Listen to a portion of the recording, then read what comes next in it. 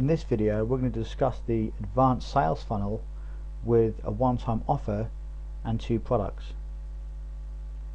As you can see, the mind map in front of you seems a lot more complex than any of the other mind maps that I've shown you so far. This particular sales funnel has a one-time offer, has 2 products that you sell, and it also has an upsell. And I'm going to walk you through exactly how this entire sales funnel and sales process works. It's really simple, so don't look at this and think it looks really complex and you'll never be able to use it in your own business, because believe me, you will. It's very simple to implement. So firstly, I'll walk you through the entire process, and then I've got 2 tips that I want to give you that are vital when using this particular sales funnel. So as you can see at the top here, we've got our squeeze page as normal. So people come into your squeeze page and you present them with the one-time offer, which, as I've told you before, you want to make it between $5 and $11 for maximum conversions. Obviously anything more than 11, then your conversions are going to start getting really low. And then you give them the opportunity to buy your one-time offer. If they do buy, that's fantastic. They go through and they go through to your thank you page, which is now an upsell. So what you do when they buy the product, when they pay for the product through PayPal, you then redirect them from PayPal to, which would usually be the download page where they download this particular product that they've just purchased. But you don't. In this particular sales funnel, it's a lot more effective and a lot more profitable. What you do is send them to another offer, which is a $17 upsell. So the thank you page is now another offer page, and this is how you can make your campaigns, especially when you use solo ads, a lot more profitable. This is a fantastic way to increase your profits, and this really does work. So your thank you page is now your $17, or I mean, it could be a $10, it could be a $27. Remember what I said, all depends on how much you charge at the start. But because we're charging like $5 in our one-time offer, $17 seems like a good amount to charge for our upsell. So then you give them the opportunity to buy your upsell product, which is obviously a related product to the first one. If they buy that, that's fantastic. They then go through and you then put them on your buyers list number 2, because they've just purchased both products and they are a very valuable customer. If they don't buy the $17 upsell, which some won't, then you just put them on buyers list number 1, because they've obviously still purchased your product, which was your one-time offer. So then you put them on your buyers list number 1. Of course, if they don't even buy your one-time offer, then you put them on your prospects list, which is exactly what you would do anyway, and you just follow up with them until they decide to make a purchase. And at some stage, as long as you provide plenty of value and you build a good relationship and you build plenty of trust and credibility, then, and you offer them some good low price products with plenty of value, then some people are going to purchase. And when they do, they obviously go to your buyers list. And as you can see on the left here, at the far left, you can even give them a second upsell on the thank you page from your $17 product. But again, this is getting into really advanced stuff, but I will touch this at the end of the video. But I'm going to take you through a couple of tips right now which you must remember to implement when using this particular sales funnel. And the first tip is, on your one-time offer page, you mustn't offer them the same product within your emails at the same price. Okay, so say if you offer them a $5 product on your one-time offer page, and in your follow-up sequence emails you're trying to sell this same product, which is completely fine. If you are trying to sell them the same product which you showed them at the one-time offer stage, you must make it more expensive, because otherwise you're going to lose all your credibility.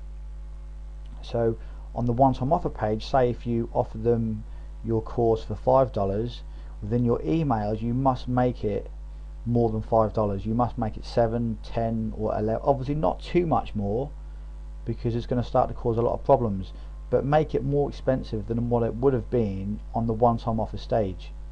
So if that was $5, then make it $7 or $10. That'll be fine.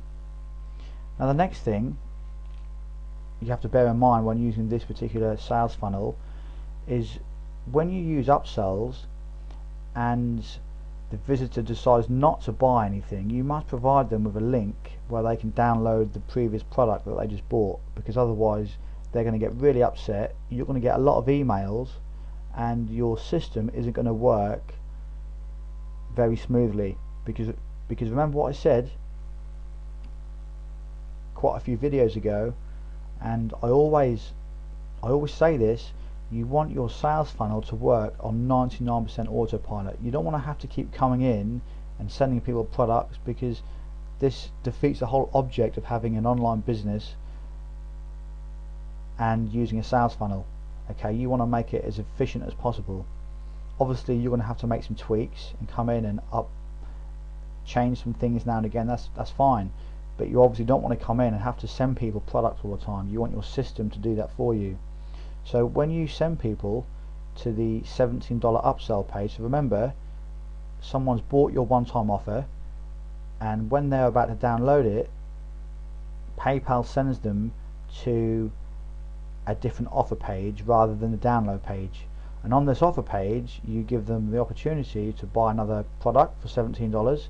If they don't, then at the bottom of that page you need to include a link to say, no thanks, I'm not interested, please take me to my product, which they've just purchased, which would be the one-time offer.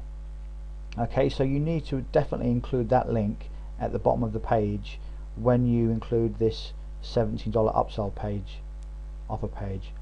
So I hope that makes sense. Obviously you can always go over this video as many times as you wish until it all makes complete sense, but believe me, this particular sales funnel isn't that complex.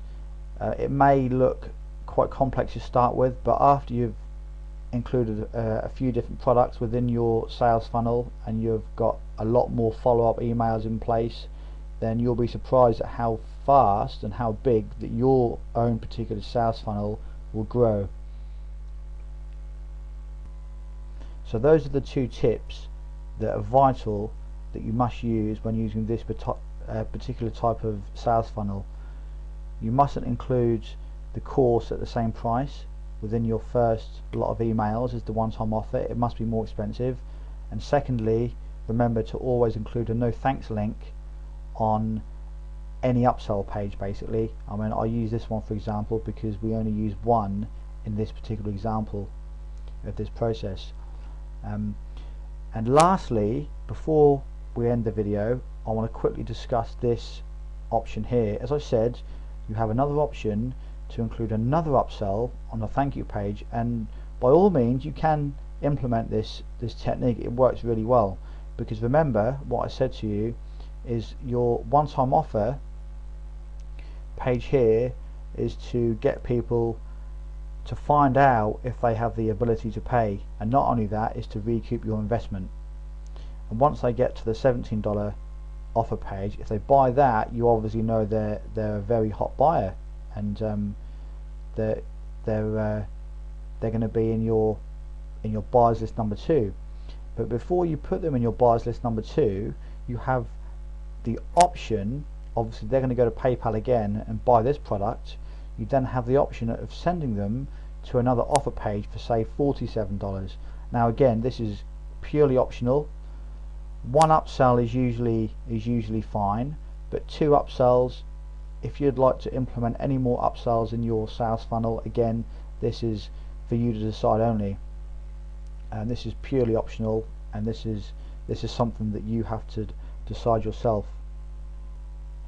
But you could include another upsell, but remember what I said, always include a no thanks link at the bottom of the page so they can download their previous products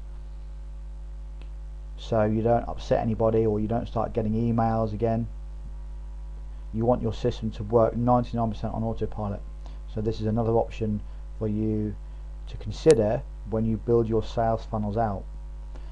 So I hope this video has made sense on what your end process should look like, your end sales funnel. This is pretty much how your sales funnel should look. You should have a one-time offer.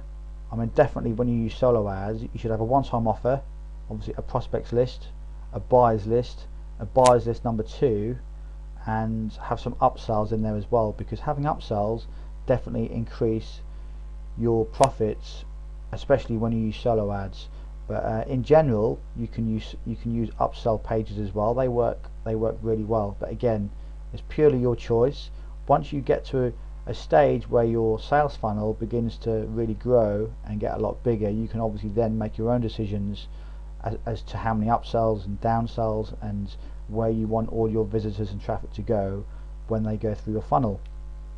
So your sales funnel pretty much gets developed over time. It's not something that I can directly tell you the best type of sales funnel for your own business. It's something that you have to develop yourself, but there are basic sales funnels that you can use to start with, which you must use, otherwise your business won't grow at all. And so far in the videos that I've shown you, these are all sales funnels that you can use in your own business to start growing your business and to start building your email list effectively. That's it for this video. Hope you've enjoyed it, and I'll see you in the next one.